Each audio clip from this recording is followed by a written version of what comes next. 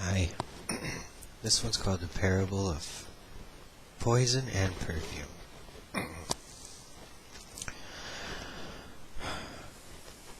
If you have poison in a bottle, most people's thoughts would be to smash the bottle to get rid of the poison.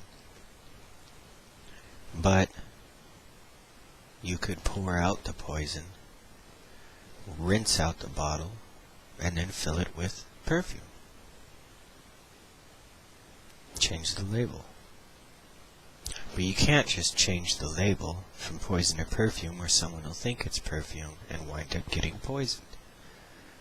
It must be emptied and rinsed out and then filled with water. Now, if a bottle had been rinsed out and filled with the perfume, and the label were changed, if you found out it used to have poison in it, should the bottle be smashed? Because now it's perfectly good perfume, it's not poison anymore.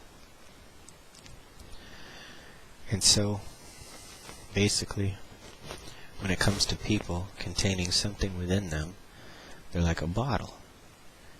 And either they have a poison or a perfume inside. That means, something destructive or something that's nice.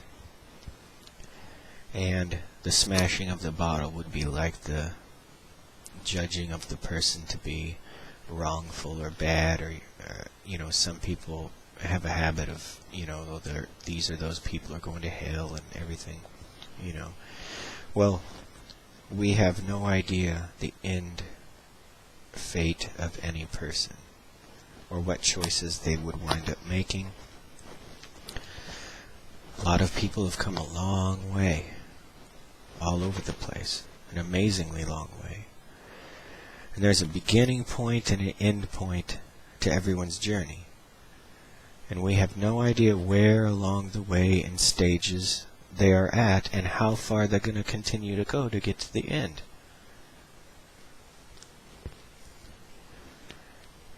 I've been somewhere, and I'm going somewhere.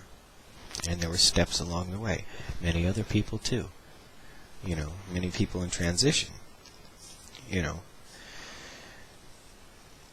never know. And so we shouldn't judge, hate and condemn and ridicule. We should really, really attempt to understand that who knows who this person really is, who knows who this person's going to be. So have compassion and patience and tolerance. Let's see, I have my little notebook here. Because, another thing is, people are born and raised in a world that's saturated with anti-path, different God, false beliefs and ideals. The whole world is just saturated with it so much.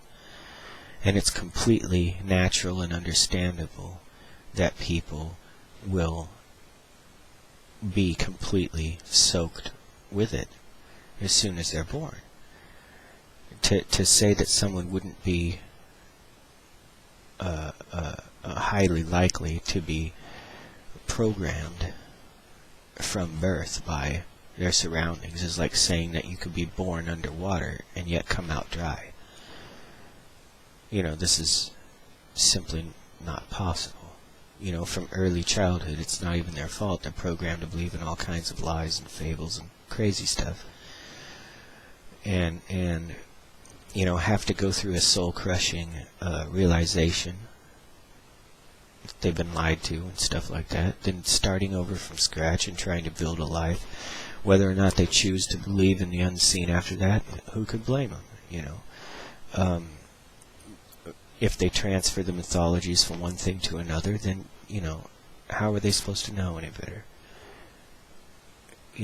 And so, a lot of patients, especially if they're descendant of Jews, they deserve, as our duty, our obligation, to answer anything that we can, help in any way that we can, because a descendant of Jews is supposed to be a Jew, and if something happened, they wound up being soaked and saturated with something completely different. It's not their fault, but it's our obligation to attempt with an absolute compassion to bring them to understanding, if at all possible. That's what we really got to do, And it can't be through hate, anger, or maliciousness at all, because if they see any kind of reaction like that,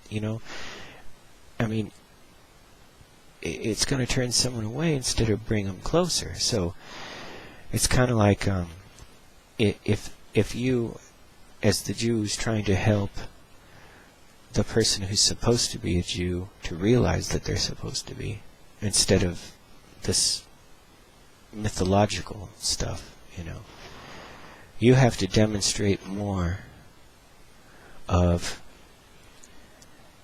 the disposition and attitude of what they're familiar with and what they read than they themselves do. You have to be a saint for the message to be received, even if it's just for an hour. If you don't have it normally in life, but you have to, then just for the sake of that soul that you're reasoning with and helping, muster it somehow. Forget the self. Erase that. What's important is reasoning with something that's unreasonable. Not the person, but the something. So, if there's any poison in there, don't smash the bottle. Help them to realize the choice they have in life. And if they pour it out and rinse it out and fill it with that perfume, then everything's going to be just fine. Try not to judge, condemn, any of that kind of stuff. It's mean. Okay, let's see. Alright, well, I think that's it. Thank you.